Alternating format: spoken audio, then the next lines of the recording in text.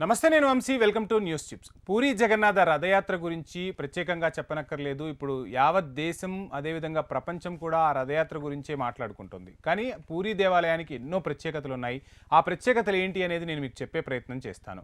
సాధారణంగా హిందూ దేవుళ్ళ గుళ్ళల్లో దేవుడు తమ దేవేరితో కొలువై ఉంటారు. కానీ తన అన్నా చెల్లెలతో కలిసి దేవుడు ఈ ఆలయంలో ఉంటాడు.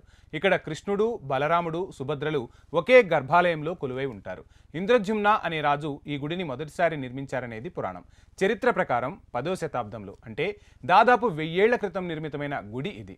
గంగ వంశానికి చెందిన అనంతవర్మన్ చోడగంగ అనే రాజు ప్రస్తుత గుడి నిర్మాణం ప్రారంభించారని పలు పురాతన ఆధారాలు చెబుతున్నాయి. ఇక సాధారణంగా హిందూ దేవాలయాల్లో ఒకసారి ప్రతిష్ఠించిన విగ్రహాన్ని కదపరు. పూరిలో అలా కాదు.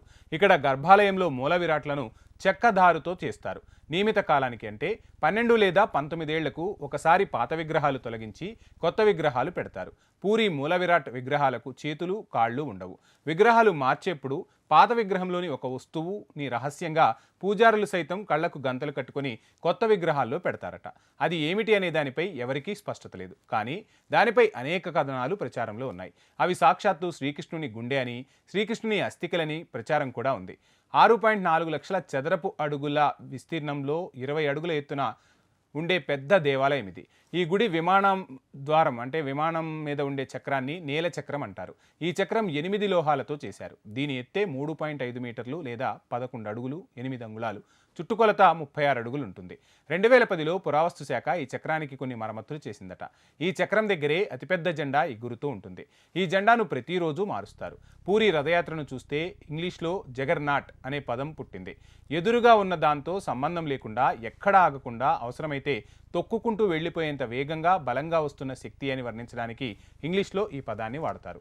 తెలుగులో శ్రీశ్రీ కవిత్వంలోనే వస్తున్నాయి జగన్నాథ రథచక్రాలు అన్న ప్రయోగం కూడా ఈ రథయాత్ర నుంచే పుట్టింది. హిందూ ఆలయాల్లో ఒకే రథాన్ని దశాబ్దాల పాటు వాడతారు. కానీ పూరిలో ప్రతి ఏటా కొత్త రథాలు తయారు చేస్తారు. అలాగని అవి చిన్నవి ఏమాత్రమూ కాదు. అలాగే మిగతా హిందూ ఆలయాల్లో మూల విరాట్ను బయటకు తీసుకురారు. ఉత్సవ విగ్రహాలనే ఊరేగిస్తారు. పూరిలో మాత్రం మూల విగ్రహాలనే రథయాత్రలో ఊరేగించడం విశేషం. జగన్నాథ రథాన్ని నందిఘోష్ అంటారు. నందిఘోష్ 44 అడుగుల 2 అంగుళాల ఎత్తుతో ఎరుపు, పసుపు రంగుల్లో ఉంటుంది. ఇక బలభద్రుని రథం తాళధ్వజ 43 అడుగుల 3 అంగుళాల ఎత్తుతో ఎరుపు, నీలం, పచ్చ రంగుల్లో ఉంటుంది. సుభద్ర రథం పద్మధ్వజ 42 అడుగుల 3 అంగుళాల ఎత్తుతో ఎరుపు, నలుపు రంగుల్లో ఉండటం విశేషం. రథయాత్ర ఇంద్రమ్యుడి భార్య అయిన గుండిచా దేవి గుడి వరకు వెళ్తుంది.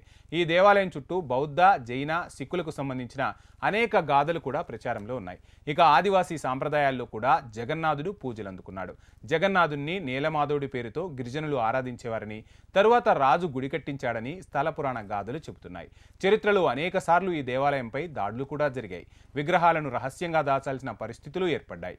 పూరి దేవాలయంలో వంటశాల చాలా ప్రత్యేకం. ఇక్కడ వంటలను లక్ష్మీదేవి పర్యవేక్షిస్తుందని భక్తుల విశ్వాసం. పూరి గుడిలో నైవేద్యం కట్టెల పొయ్యి మీదే చేస్తారు. దేశంలోని అతిపెద్ద సాంప్రదాయ వంటశాలల్లో ఇది ఒకటి.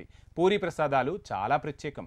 ఉత్తర భారతంలో చార్ధమ్ యాత్ర చాలా ప్రత్యేకం. అలానే హిందువులు తప్పక సందర్శించాల్సిన క్షేత్రాలుగా చెప్పే చార్ధమ్ అంటే 4లో పూరి కూడా ఒకటి. మిగతావి బద్రీనాథ్, ద్వారకా, రామేశ్వరం. శంకరాచార్యులు స్థాపించిన తూర్పు పీఠం ఇక్కడే ఉంది. మిగతా 3 శృంగేరి, ద్వారకా, బద్రీనాథుల్లో ఉంటాయి. భారతదేశంలోని దాదాపు అన్ని రకాల వైష్ణవ శాఖలు పూరికి ప్రాధాన్యతనిచ్చాయి. రామానుజ, మధ్య, నింబకాచార్య, వల్లభాచార్య, రామానంద వంటి ప్రాచీన వైష్ణవ శాఖలతో పాటు ఇస్కాన్ వంటి ఆధునిక భక్తి ఉద్యమాలు కూడా పూరి క్షేత్రానికి ఎంతో ప్రాధాన్యతను ఇస్తాయి. సో మొత్తంగా పూరి జగన్నాథుని రథయాత్ర అయితే అత్యంత వైభవంగా జరుగుతుంది. ఎంతోమంది ఆ రథయాత్రను ప్రత్యక్షంగా వీక్షించేందుకు ముందుకు వస్తున్నారు. సో ఇంతటి ప్రాశస్త్యం కలిగిన ఒక గుడి మన భారతదేశంలో ఉండటం మనందరికీ కూడా గర్వకారణం. ఇది ఇవాల్టి news chips. Please subscribe HM TV.